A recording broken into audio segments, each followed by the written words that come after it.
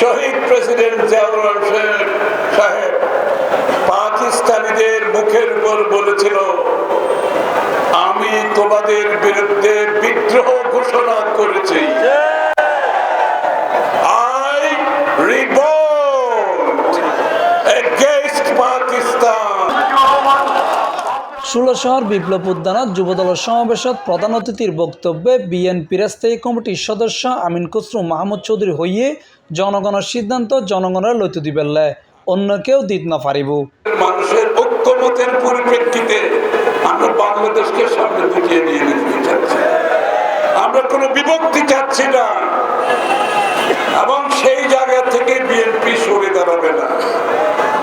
BNP নির্বাচনের মাধ্যমে যে 31 দফা যে সংস্কার প্রস্তাব নির্বাচনে জনগণের কাছে সেটা উপস্থাপন করবে, পরবর্তীতে জাতীয় সরকারের মাধ্যমে সেটা বাস্তবায়ন করবে।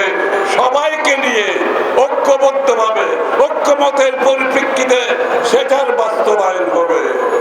আর ইতিমধ্যে যদি আগামী নির্বাচনের আগে জরুরি কিছু সংস্কারের প্রয়োজন হন, ঐক্যমতের ভিত্তিতে যত তাড়াতাড়ি নির্বাচনে যাব, বাংলাদেশের জনগণ গণতান্ত্রিক প্রক্রিয়ার মাধ্যমে আগামী দিনের কি সংস্কার হতে পারে, বাংলাদেশ কোথায় যাবে, বাংলাদেশের আইডিয়াস কি, ভাবনা কি, আকাঙ্ক্ষা কি, এটা নির্বাচিত সরকার প্রতিফলন ঘটাতে পারবে। শনিবার নভেম্বর 16 তারিখ বিকেলে নগরী বিপ্লব উদ্যানত বাংলাদেশ জাতীয়তাবাদী যুব দলের উদ্যোগে সংক্ষিপ্ত সমাবেশত এসব কথা হয়।